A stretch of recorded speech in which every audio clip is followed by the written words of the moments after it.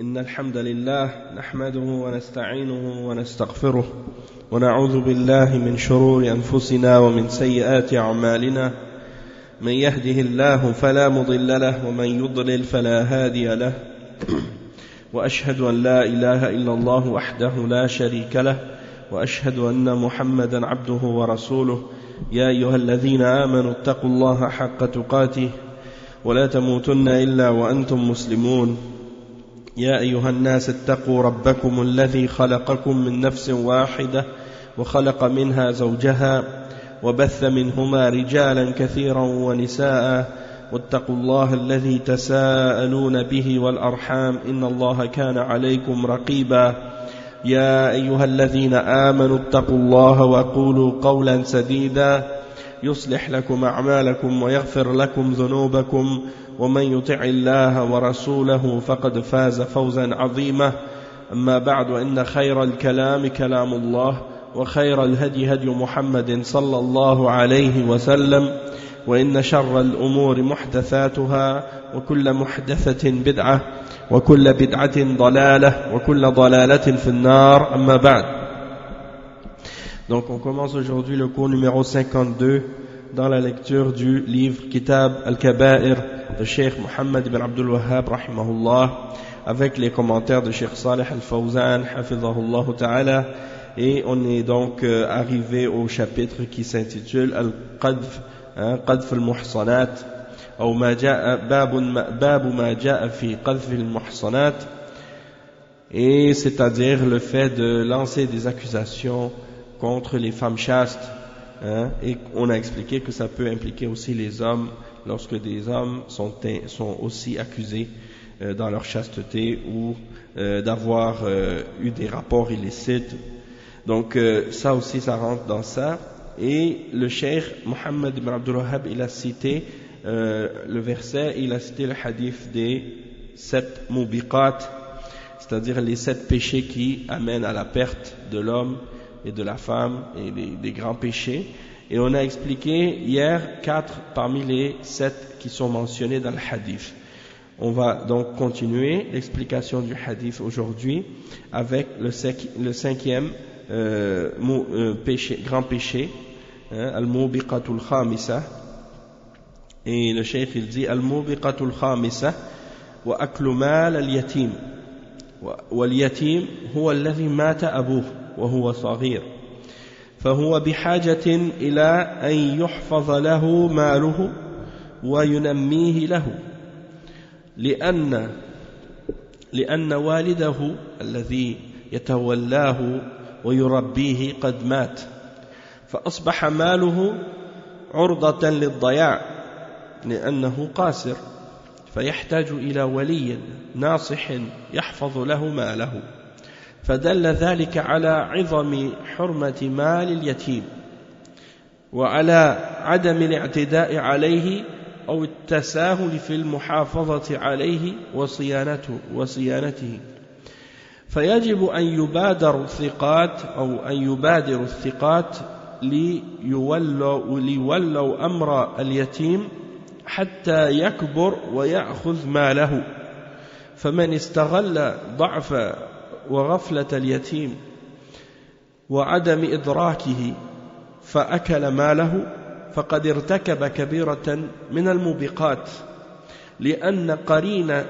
وهي قرينة لأكل الربا وقرينة للشرك والسحر.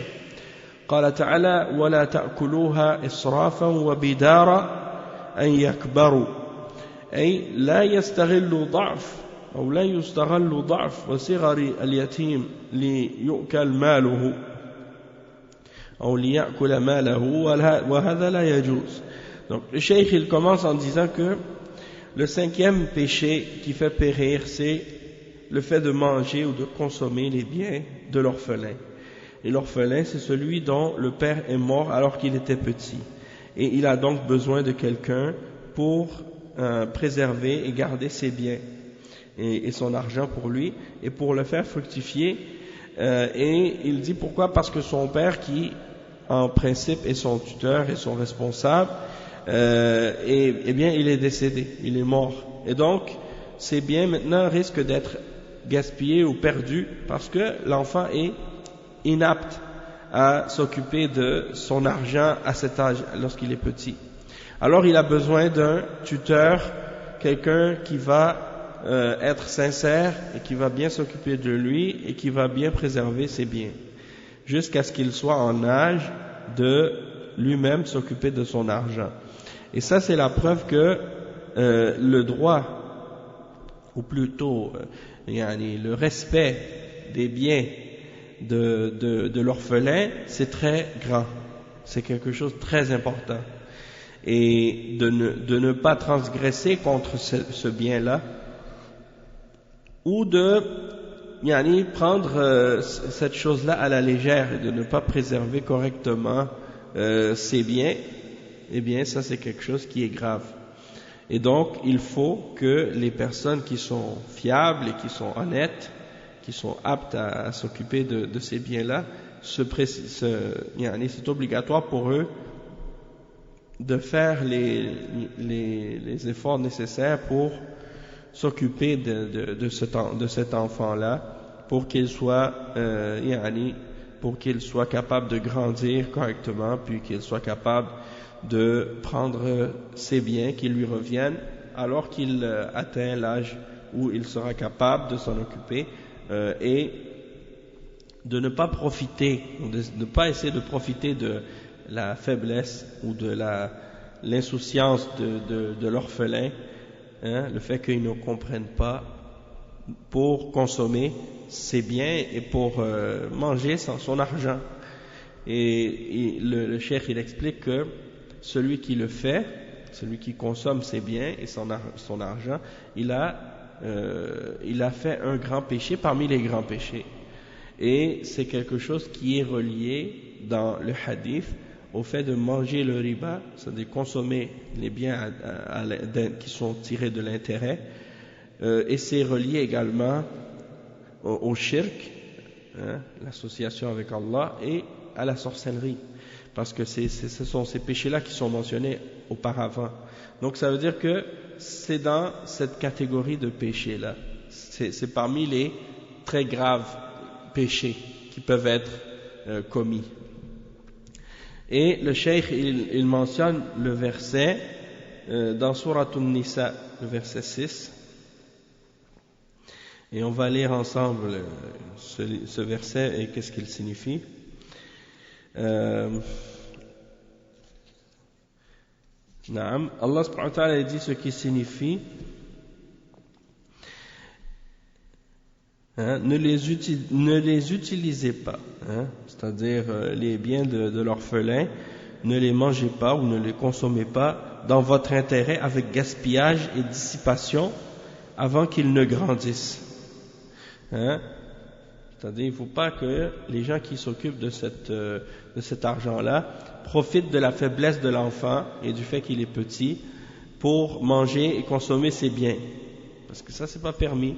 Puis plus tard après, quand il devient adulte, quand il devient plus grand, et que il demande où est mon argent, où est l'argent qui me revient, et puis la personne dit je l'ai dépensé, je l'ai complètement dilapidé, donc il reste plus rien. Ça c'est grave, au lieu de s'en occuper. Il en a profité, puis il a tout mangé. Donc ça c'est pas bien.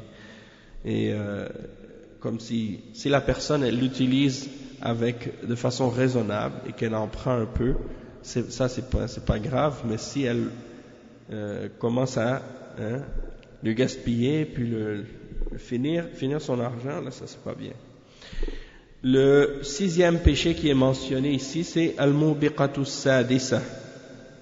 Le 6e parmi les mubiqat dans le hadith, c'est at-tawalli yawm az-zahf. C'est-à-dire que lorsque les armées sont face à face, les musulmans et les non-musulmans, wa alaykum salam wa rahmatullahi wa barakatuh, lorsque les armées sont face à face, au lieu d'affronter l'ennemi, tu fuis, tu tournes le dos et tu fuis. Wa alaykum salam wa rahmatullahi wa barakatuh. Donc le cheikh il dit التولي يوم الزحف هو الفرار من قتال الكفار فإذا التقى المسلمون والكفار فيجب على المؤمن أن يثبت ولا ينهزم من أرض المعركة سواء انتصر أو استشهد.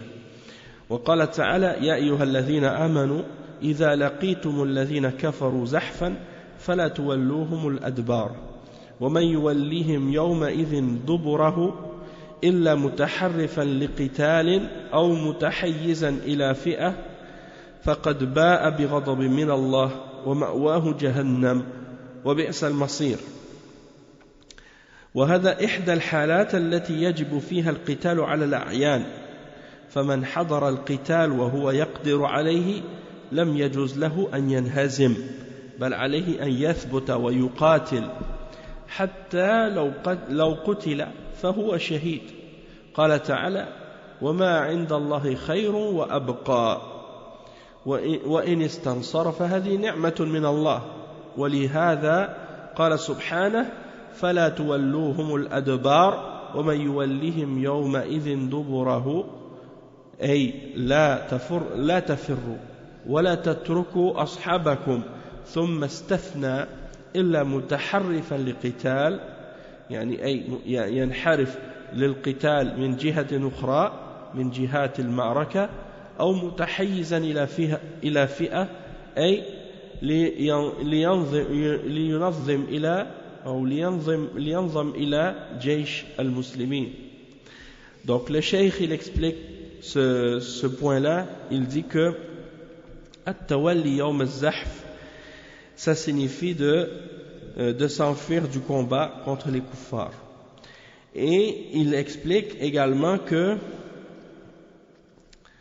lorsque les musulmans et les kuffars se rencontrent, les deux armées s'affrontent et qu'ils sont face à face, à ce moment-là, il est obligatoire aux musulmans de faire preuve de fermeté et de ne pas s'enfuir devant l'ennemi lorsqu'il est sur le terrain de bataille.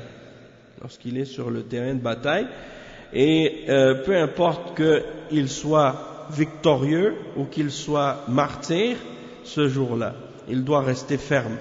Et Allah subhanahu wa ta'ala il mentionne dans les versets 15 et 16 dans Surat Al-Anfal ce qui signifie: ô vous qui croyez, quand vous rencontrez l'ennemi des mécréants en marche, ne leur tournez point le dos. Quiconque ce jour-là leur tourne le dos, à moins que ce soit par tactique de combat ou pour rallier un autre groupe, celui-là encourt la colère d'Allah et son refuge sera l'enfer, et quelle mauvaise destination. Donc le cheikh il dit que ça c'est une des situations dans lesquelles le combat devient obligatoire à chaque individu, c'est lorsque l'ennemi arrive et il est présent et que toi tu es capable de combattre. Alors dans ce cas-là il n'est pas permis pour toi de partir et de fuir. Wa alaykum salam wa rahmatullahi wa barakatuh. À ce moment-là, il est obligatoire de rester ferme et de combattre, même si tu seras tué, tu seras martyr. Et le cheikh il dit, et ce qui est auprès d'Allah est meilleur et plus durable. Comme c'est mentionné dans le verset 60, dans Surat Al-Qasas. Et si les musulmans ont la victoire et qu'il est victorieux, dans ce cas-là, alhamdulillah, c'est une grâce d'Allah, subhanahu wa ta'ala. Et c'est pour cette raison que Allah, subhanahu wa ta'ala, il dit, celui donc qui ce jour-là leur tournera le dos, excepté pour une manœuvre, une stratégie militaire, c'est-à-dire ne tournez pas le dos et ne vous enfuyez pas et ne laissez pas vos compagnons, comme ceux qu'on appelle aussi ceux qui, comment on appelle les gens qui ont quitté l'armée alors qu'ils sont partis à la guerre, puis les déserteurs, exactement. Ça c'est comme des déserteurs en réalité. C'est-à-dire, ils s'enfuient du combat. Donc Allah subhanahu wa ta'ala a mentionné comme exception à ce cas-là le cas du groupe ou d'une personne qui recule ou qui tourne le dos dans le but de faire une manœuvre militaire, hein? Donc il fait une manœuvre militaire pour s'en aller d'une autre direction du combat, ou bien dans le but de se rallier à une autre faction, une autre partie de l'armée. Dans ce cas-là, ça c'est correct. Mais si c'est pour s'enfuir, dans ce cas, c'est un grand péché parmi les grands péchés. Le al-mubiqatu as-sabi'a, le 7e parmi les grands péchés qui sont mentionnés dans le hadith, c'est le sujet dont on parle dans ce chapitre. C'est qadf al-muhsanat al-ghafilat al-mu'minat. Il dit وهذا محل الشاهد من الحديث وهو رمي المحصنات بالزنا وهن عفيفات عنه وغافلات بعيدات عن الريبة وقوله المؤمنات لأن المؤمنة لا يمكن أن تفعل الزنا فالأصل في المؤمن البراءة والخير فلا يجوز أن يلطخ بجريمة دون تثبت ودون بينة لأن مجرد الاستناد إلى قول الناس لا يعتد به وبالتالي فلا يجوز أن تشاع الفاحشة وعليكم السلام ورحمة الله وبركاته ويقال هكذا سمعنا الناس يقولون فإن حديث الناس لا يعتبر مستندا أو بينة يقام على أساسه الحد وإنما يعتبر هذا الكلام قذفا أو اتهاما والعياذ بالله فالواجب أن يحفظ الإنسان لسانه عن هذه الجريمة الخطيرة.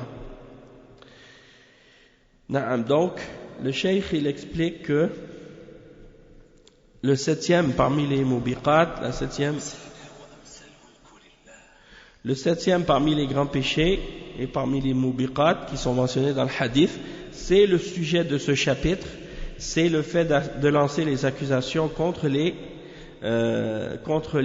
femmes chastes qui sont innocentes, hein, et qui ne pensent même pas au mal et qui sont croyantes. Donc le cheikh il mentionne que c'est ça le point du hadith, le point du chapitre qu'on essaie de prouver avec ce passage-là. Et il dit que c'est d'accuser les femmes chastes d'avoir fait l'adultère, alors qu'elles sont chastes, qu'elles sont innocentes et elles ne pensent même pas à ce genre de choses-là et qu'elles sont loin de tout doute. Et on a expliqué que c'était pas seulement pour les femmes, même aussi pour les hommes, de lancer des accusations contre les hommes et de les accuser d'avoir fait le zina ou de les accuser d'avoir fait la sodomie ou des choses comme ça. Ça rentre dans les accusations. Et on a expliqué que on n'a pas le droit donc de lancer ce genre d'accusation-là, à moins que quelqu'un il a des témoins, 4 témoins comme on a dit selon la charia. Sinon, c'est lui qui sera puni. Hein? C'est celui qui lance l'accusation qui sera puni.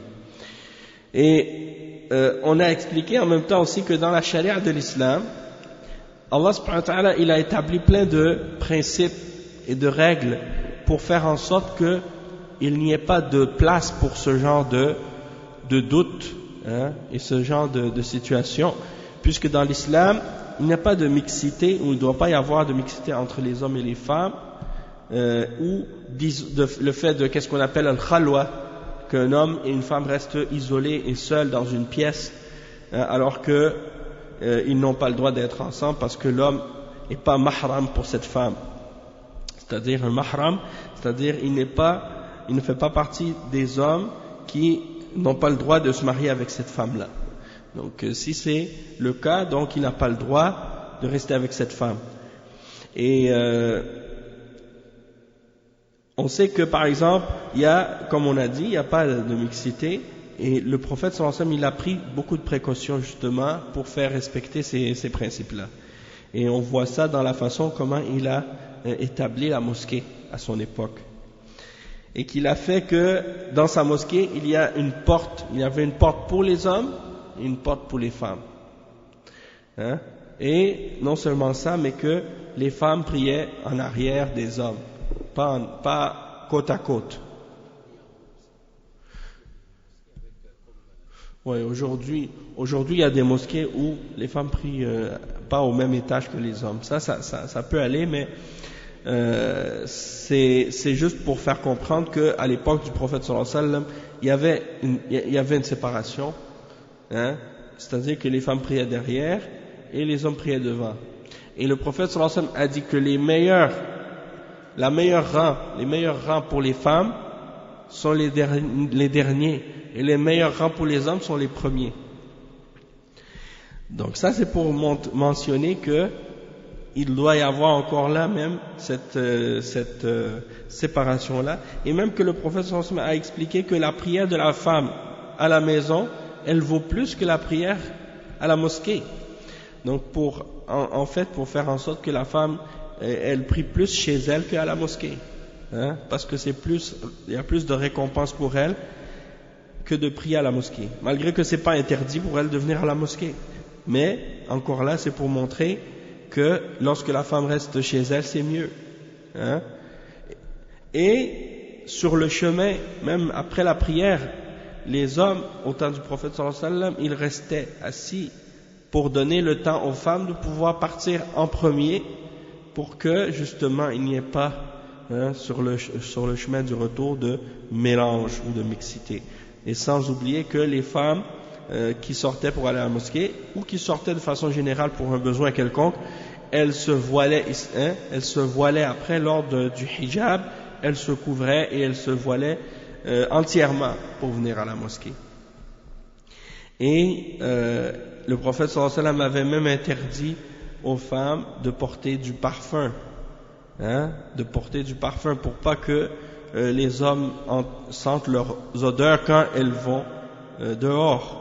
Il a aussi interdit aux femmes de faire du bruit avec leurs bijoux, hein, ou leur parure qu'elles portaient aux pieds ou à la cheville, parce que les femmes portaient des bracelets à la cheville avec des cloches ou avec des trucs qui font un petit tintement là, ou un bruit pour attirer l'attention. Donc le prophète sallallahu alayhi wa sallam, Allah il dit dans le Coran, tu vois, wala yadribna bi arjulihinna, qu'elles ne frappent pas avec leurs pieds, pour qu'on sache qu'est-ce qu'elles cachent comme parure, hein. Donc ça aussi, ça a été interdit. Et donc toutes ces mesures là ont été prises pour faire en sorte que il n'y ait pas justement de porte ouverte à la fitna et à la tentation et à la fornication et à l'adultère. Et juste avant de te laisser poser la question que tu veux poser, juste par rapport à ça, il faut comprendre qu'il y a dans le fait de comprendre la façon dont le prophète sallallahu alayhi wa sallam il a géré la situation entre les hommes et les femmes dans la mosquée, eh bien, il y a dans ça une grande sagesse, et ça en fait, ça doit nous aider à comprendre par la suite le rôle de la mosquée, puisque le prophète sallallahu alayhi wa sallam nous a dit que c'était le meilleur endroit, c'était comme le prophète sallallahu alayhi wa sallam a dit, khayrul biqa' ila Allah al-masajid, les meilleurs lieux pour Allah subhanahu wa ta'ala sont les mosquées. Et il a mentionné que les pires endroits sont les marchés, as-souq, hein? Donc pour dire que si les meilleurs endroits sont les mosquées, ça veut dire que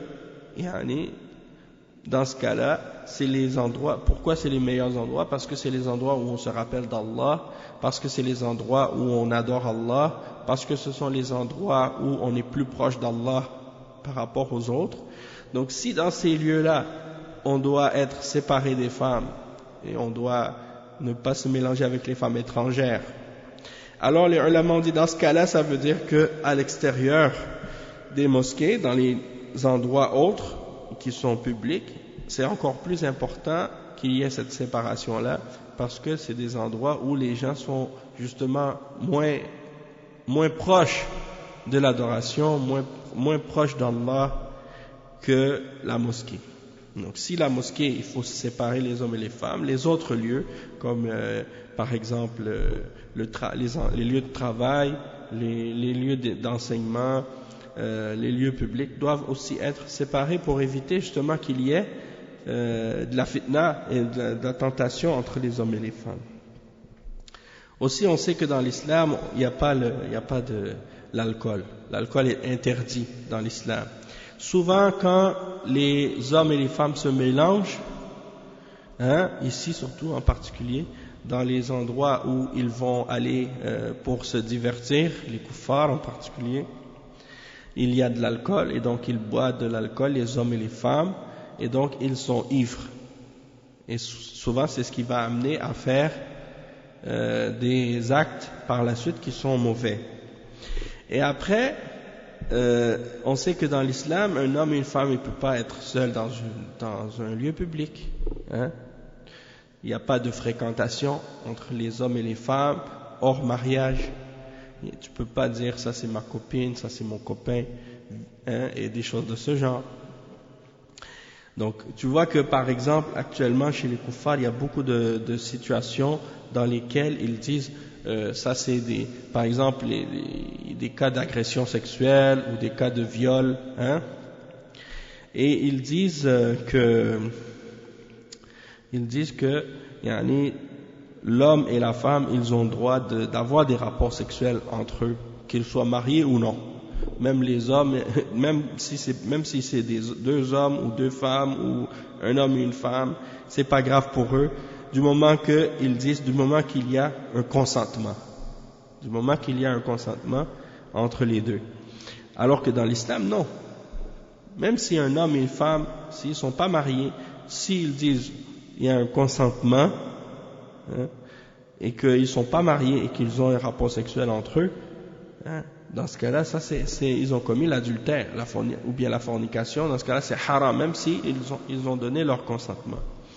Mais ça, cette idée que les kuffars ont de la question du consentement, ça amène beaucoup de confusion, beaucoup de problèmes dans leur société. Parce que le problème, parfois, c'est de dire comment tu fais pour savoir qu'il y a un consentement ou non. Les kuffars, ils se permettent parfois de faire n'importe quoi, mais comme je dis, parfois ils vont dans des bars ou dans des endroits publics comme ça où ils vont boire de l'alcool, fêter, ils sortent avec une femme, puis ils vont faire le zina. Puis après ils vont dire ah mais il y avait un consentement. Tout d'un coup la femme elle dit non, il n'y avait pas de consentement. Alors là elle déclare que cet homme-là l'a violée et qu'elle n'est pas consentante. Le problème, c'est pas de dire qu'elle n'était pas consentante. Le problème, c'est comment elle va prouver qu'elle n'était pas consentante. Alors qu'elle était chez lui, dans sa maison.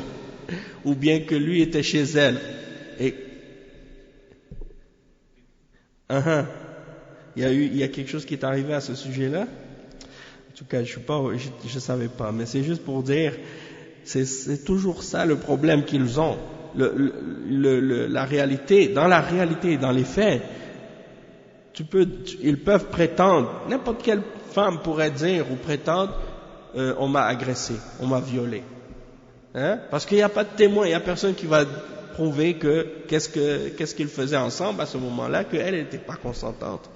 Et même qu'ils disent, même que si au début, la femme elle était consentante, puis que pendant qu'ils font le zina, tout d'un coup, elle change d'idée, puis elle décide qu'elle est plus consentante, ça doit s'arrêter directement comme ça. Et bien entendu, les gens c'est pas comme ça qu'ils font. Mais c'est pour dire, tous les trucs là qu'ils sont en train de dire, ils disent à partir du moment, regarde qu'est-ce qu'ils écrivent. Ça c'est un avocat qui est président de l'association des procédures, des poursuites, procureur aux poursuites criminelles et pénales à ce sujet-là. Il dit, à partir du moment où une personne dit non, c'est non. Le consentement peut être retiré à n'importe quel moment. Et le problème, c'est que des fois, la personne, elle peut dire, moi j'ai compris que la personne était consentante, puis c'est pour ça, moi, que j'ai continué. Donc c'est pour dire, il dit, il y a un commentaire ici, un autre avocat qui dit, la notion de consentement est bien balisée, mais c'est l'application des faits au droit qui est souvent problématique. C'est éminemment factuel, précise cet avocat-là. Il dit, dans la plupart des cas, la majeure partie de la preuve va venir du témoignage de la victime. Donc c'est sa parole contre la parole de l'autre. Alors, tout ça c'est pour dire quoi? Il dit, et après qu'est-ce qu'ils disent? Il peut y avoir connaissance d'agression sexuelle sans résultat probant des tests. Et même si les tests prouvent qu'il y a eu relation sexuelle, ça ne prouve pas qu'il y a eu agression sexuelle. Donc une personne accusée d'agression sexuelle peut invoquer la défense de croyances sincères mais erronées au consentement. C'est pour dire que pourquoi je voulais vous faire entendre ça? Parce qu'en même temps vous voyez que quand les hommes veulent dépasser les limites d'Allah et commencer à essayer de rendre permis des choses interdites ou interdire des choses permises, à chaque fois ils vont tomber dans des choses qui sont compliquées, qui sont ridicules, confuses, et qui sont pas claires. Donc si au lieu de vouloir justement justifier ce qui n'est pas justifiable et de permettre ce qui n'est pas permis, ils auraient accepté ce que Allah a légiféré et interdit ce que Allah a interdit dans ces questions-là, ils auraient été épargnés et sauvés de ce genre de situation-là. Donc, c'est pour cette raison-là que des fois, comme je voyais, il y avait un documentaire qui avait été fait à propos de ce sujet-là dans certains pays musulmans, des femmes non musulmanes qui vont dans des pays musulmans, puis qui, étant donné qu'elles ne connaissent pas les limites de l'islam et les principes de la religion, et qu'il y a des hommes malheureusement qui sont musulmans mais qui respectent pas les principes de la religion, parfois qui dépassent les limites, eh bien ils tombent dans ce genre de situation conflictuelle puis problématique, et puis en découle par la suite toutes sortes de difficultés. Après, la femme elle va dire j'ai été violée ou des choses de ce genre. Comment elle va prouver ça alors qu'elle était à l'endroit où elle ne devait pas être, et elle était avec des gens avec qui elle ne devrait pas être, et qu'elle faisait qu'est-ce qui est haram, qu'est-ce qu'elle ne devrait pas faire. C'est pour ça qu'on dit de qadf al-muhsanat, de lancer des accusations contre les femmes chastes et croyantes. Donc, des femmes chastes et croyantes, elles vont pas se retrouver n'importe où, n'importe quand, avec n'importe qui. Ça, c'est important de comprendre ça. Elles sont à la maison, elles sortent si elles ont un besoin, elles se retrouvent pas seules avec un homme, elles communiquent pas avec des hommes étrangers, quand c'est le temps de se marier, elles se marient, et ainsi de suite. C'est pas des femmes qui courent à gauche et à droite pour essayer de rencontrer des garçons dans la rue ou des choses comme ça, ou à l'école ou ailleurs. Et c'est pour ça que donc l'islam enseigne l'interdiction de la mixité et des choses de ce genre, pour éviter toutes ces situations-là. Tu voulais dire quelque chose?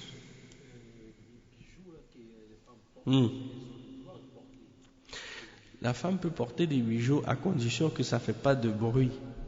Non. Même aux pieds, il n'y a pas de problème. Mais à condition qu'elle couvre ça, puis à condition que ce ne soit pas des bijoux qui font du bruit quand elle marche pour attirer l'attention. Donc les kuffars, quand ils entendent des choses comme ça, ils veulent se moquer des musulmans pour ces choses-là. Pourtant, c'est des choses que eux ils connaissent très bien et qu'ils savent très bien que ces choses-là existent, et ils savent très bien les conséquences négatives qui découlent de toutes ces tentations-là, mais ils font semblant qu'ils sont innocents de tous ces problèmes-là, alors que quand on regarde dans les journaux, à la radio, qu'est-ce qu'ils disent, à la télé, dans les nouvelles, tout ce que leur société véhicule, on voit les résultats de ça. Il y avait, je sais pas, il y a quelque temps, là, dernièrement, ils ont dit que dans des universités, il y avait des filles qui ont été agressées dans les dortoirs. Hein? C'est de ça que tu parlais? Non, c'est... Bon, il parlait d'un autre. Oui. Mais c'est pour dire juste que les filles s'il y a des garçons qui rentrent dans les endroits où les filles sont, en général, c'est toujours ça qui va se produire. Hein? Même s'ils prétendent qu'ils sont des anges, hein? Mais la réalité, on la connaît. Hein? Mm-hmm. Mm-hmm. Non, ça c'est inacceptable, des choses comme ça. En tout cas, le cheikh il dit ensuite, Na'am wattihaman. Donc il dit que à la base, Allah subhanahu wa ta'ala dit al-mu'minat. Lorsqu'il dit al-mu'minat, pourquoi il mentionne al-mu'minat? Parce que les femmes croyantes, c'est pas possible qu'elles fassent le zina si elle est croyante. Parce qu'à la base, le croyant, il cherche à s'écarter et à s'éloigner de tout ce qui est mauvais et il reste dans le bien. Donc, il n'est pas permis, à cause de ça, il n'est pas permis de lancer des accusations criminelles de quelqu'un sans avoir une preuve certaine et sans avoir une évidence, quelque chose qui est clair. Et il dit, si c'est juste qu'est-ce que les gens racontent, les gens vont dire par exemple, il paraît qu'un tel elle a fait ça ou une telle elle a fait ça. Il dit ça, on doit pas donner aucune importance à ces choses-là. On ne doit pas se baser sur ce que les gens prétendent ou sur les rumeurs. Et il dit donc parce que il n'est pas permis déjà à la base de propager ce genre de rumeurs à propos de la turpitude et des grands péchés. Il dit, les gens disent, par exemple, on a entendu, et c'est les gens qui disent ça, et les gens racontent que, et ainsi de suite. Il dit, on ne doit pas donner d'importance ou prendre en considération ce que les gens racontent. Ça n'a aucun poids, ce n'est pas une preuve. Les rumeurs, les racontages, des choses comme ça. Il dit, c'est pas là-dessus que on se base pour établir les peines en islam. Je me rappelle, il y a une fille, et ça je l'ai mentionné plusieurs fois, il y a une fille qui était musulmane, dans un des quartiers ici à Montréal, et il y a un homme qui est allé la demander en mariage. Quand la fille a refusé, lui, qu'est-ce qu'il a fait? Il est allé propager et dire à tout le monde que cette fille-là, elle a fait le zina, puis que c'est pas une bonne fille, et des choses comme ça. Et, subhanallah, il y a même quelqu'un qui était venu à la mosquée mettre une lettre dans la boîte de la mosquée pour accuser cette fille-là comme ça. Et la semaine d'après, l'autre vendredi, la personne qui a mis la lettre est venue. Puis qu'est-ce qu'elle a dit? Elle a dit on s'excuse, c'était pas vrai. La personne qui avait écrit ça, elle a dit ça juste parce qu'on l'a refusé, que la personne n'a pas voulu la marier. Donc à cause de ça, il avait mentionné ce mensonge-là. Ça c'est un exemple de qadf al-muhsanat. Et dans l'islam, les gens qui font ce genre d'accusation puis qui propagent ce genre de rumeurs, c'est 80 coups de fouet la peine pour ça, pour avoir accusé une personne de zina comme ça. Comme c'est mentionné dans Surat An-Nur, on l'a dit déjà dans le premier cours, dans le cours avant, l'avant-dernier cours, on a parlé de ça. Et le cheikh il dit donc que cette parole, cette accusation, wala'iyadhu billah, ça c'est un grand péché et la personne doit préserver sa langue de ce crime dangereux. Et il dit فالله جل وعلا رتب على جريمة قذف المحصنات الغافلات المؤمنات عقوبة في الدنيا وهي أن يجلد 80 جلدة موجعة تتوارد على جسده ويلتهب جلده ويكون الجلد على مرأى من الناس حتى يكون رادعا لمن تسول له نفسه أن يقع في أعراض الناس لأن يشعر بالخزي أمام الناس. Donc le cheikh il dit, et ça c'est important, comme si les koufars ils disent, des fois, juste pour revenir à ça, des fois les koufars ils disent quand on dit par exemple que la femme ne devait pas être à tel endroit ou à telle place, et que si on dit cette affaire-là est arrivée parce qu'elle était là, que quand ils pensent que nous quand on dit ce genre de choses, que c'est comme pour dire que la femme c'est juste elle qui est coupable et que l'homme lui il n'a pas de tort, ou que l'homme lui il n'a pas de blâme. Non, c'est pas ça que ça signifie. L'homme qui fait une agression sexuelle ou qui viole ou qui fait le zina, il est lui aussi dans le tort. Et qu'est-ce qu'il fait? C'est un grand péché parmi les grands péchés et c'est un crime, il n'y a pas de doute là-dessus. Mais le problème c'est que d'un côté il faut voir la responsabilité des deux, la responsabilité de l'homme et la responsabilité de la femme. Et tout ça, ça revient bien entendu à la foi et ça revient aussi à l'éducation et ça revient à beaucoup de choses. Mais pour dire que c'est pas parce qu'on mentionne la responsabilité de la femme dans ces situations-là que ça veut dire qu'on excuse les hommes ou qu'on les tient pas pour responsables lorsqu'ils font un crime. Non. C'est comme par exemple ceux qui disent que par exemple les femmes qui marchent à moitié nues dans la rue, elles se font violer parce qu'elles s'habillent de cette façon-là. Puis d'un côté c'est vrai parce qu'elles provoquent, les hommes puis elles les attirent et elles leur font une sorte de tentation. Mais est-ce que ça veut dire que les hommes qui les agressent ou qui les violent, est-ce que eux ils sont disculpés ou qu'ils sont pas blâmés ou on leur reproche pas leur comportement? Bien entendu qu'on leur reproche ce comportement-là, puisque un croyant, un mu'min, il se contrôle, même devant la tentation. Même s'il y a une femme qui est à moitié nue ou toute nue devant lui, il va pas sauter sur elle, il va pas la toucher, parce qu'il craint Allah. Pas parce qu'il a peur de la police ou qu'il a peur de quelqu'un d'autre, non, parce qu'il a peur d'Allah subhanahu wa ta'ala, parce qu'il sait que de faire ça c'est haram. Même si elle est consentante, même si elle lui dit oui, je suis d'accord, il va dire non, moi je veux pas.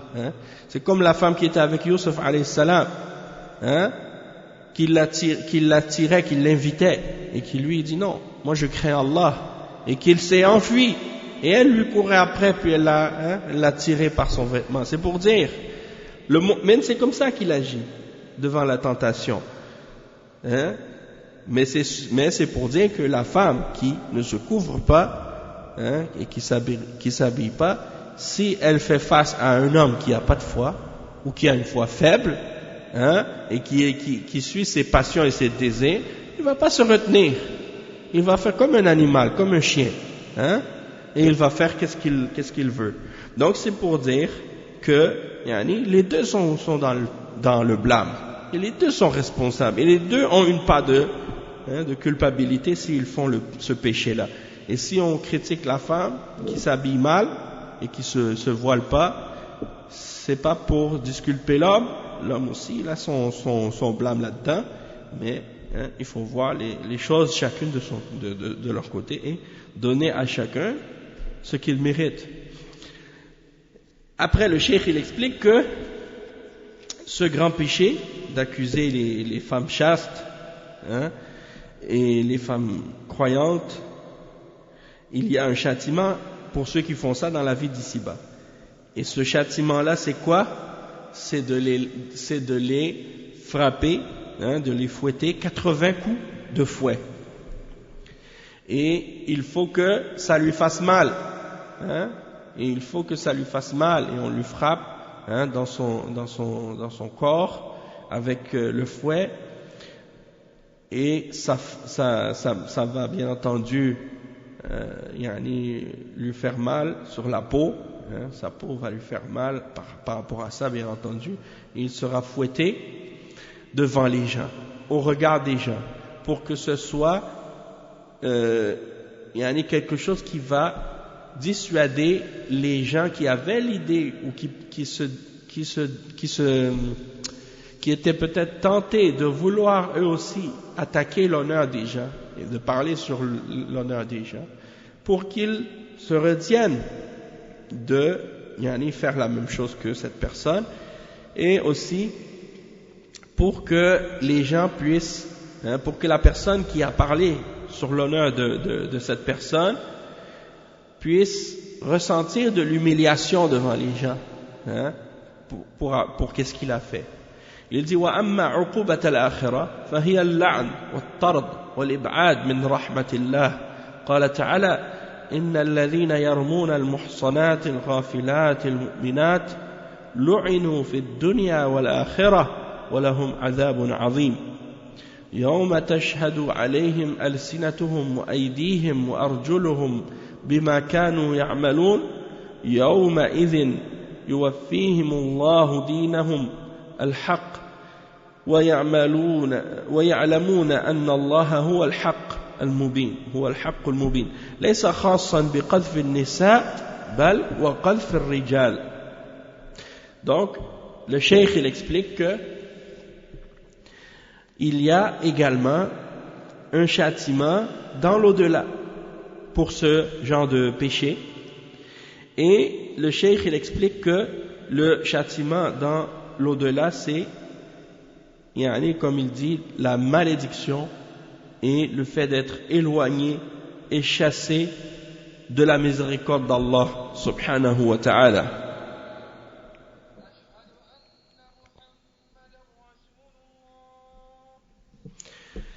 Donc, le cheikh il explique que il cite un verset qui est le verset dans Surat An-Nur 23 à 25. Il dit: ceux qui lancent des accusations contre les femmes vertueuses, chastes, qui ne pensent même pas à commettre la turpitude et croyantes, sont maudits ici-bas comme dans l'au-delà, et ils auront un énorme châtiment le jour où leur langue, leurs mains et leurs pieds témoigneront contre eux de ce qu'ils faisaient. Et il dit, ce jour-là, Allah leur donnera leur pleine et vraie rétribution, et ils sauront que c'est Allah qui est le vrai de toute évidence. Donc ça c'est par rapport au châtiment dans l'au-delà, pour celui qui a lancé des accusations contre les femmes chastes. Et il dit, c'est la punition pour la personne qui lance des accusations contre les femmes chastes, et pas seulement contre les femmes chastes, aussi ça comprend également ceux qui lancent des accusations contre les hommes chastes aussi, et qui les accusent d'adultère ou de fornication ou de sodomie ou des choses comme ça. Naam.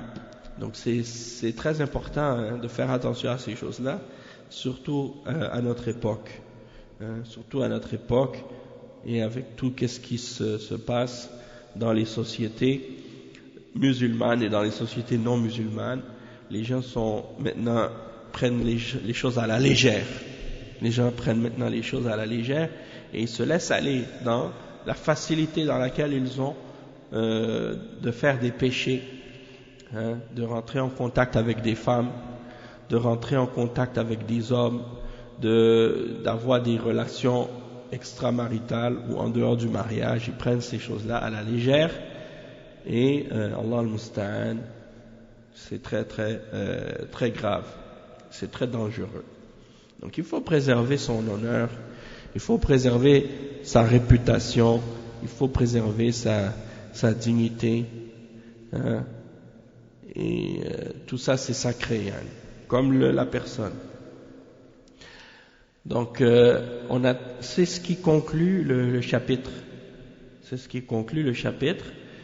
Et on n'a pas le temps de lire le chapitre suivant, parce que le chapitre suivant, il est plus long. Et c'est un bon sujet qui s'en vient, le chapitre suivant. C'est à propos de ce qui a été mentionné, à propos de celui qui a deux visages. À propos de la personne qui a deux visages. Et ça s'intitule Babu ma ja'a fi dhil wajhayn. Babu ma ja'a fi dhil wajhayn. C'est-à-dire, qu'est-ce qui a été dit à propos de la personne qui a deux visages. On va s'arrêter donc ici aujourd'hui pour le cours, et on continuera la semaine prochaine avec la suite. Et pour le cours suivant, après Salat al-Maghrib, on va faire le cours de Al-Amr bil-Luzum al-Jama'a de Cheikh Sulaiman, de Cheikh Abdus Salam ibn Burjis, Inch'Allah, avec le sharh de Cheikh Mohammed bin Hadi. On s'arrête ici, Inch'Allah. Subhanakallah wa bihamdika, ashhadu an la ilaha illa anta, astaghfiruka wa atubu ilayk. Wa sallallahu wa sallam ala nabiyyina Muhammad wa ala alihi wa sahbihi ajma'in. Wassalamu alaykum wa rahmatullahi wa barakatuh.